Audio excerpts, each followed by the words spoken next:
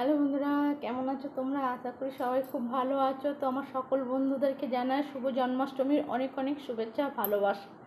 তোমাদের জন্মাষ্টমী খুব ভালো কাটুক, আর প্রভু শ্রীকৃষ্ণ সবার উপরে কৃপা থাকুক, বাস এই কামনা করি।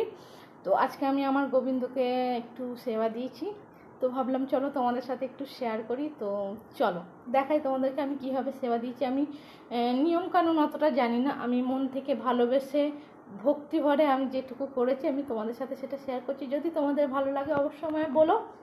তো চলো।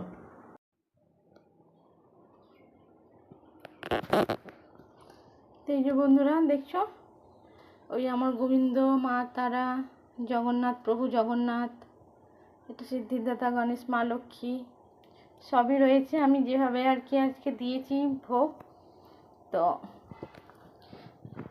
দেখো মালপোয়া দিয়েছি। আমার গোবিন্দর যেসব জিনিসগুলো পছন্দ আমি সেসবগুলো জোগাড় করার চেষ্টা করেছি।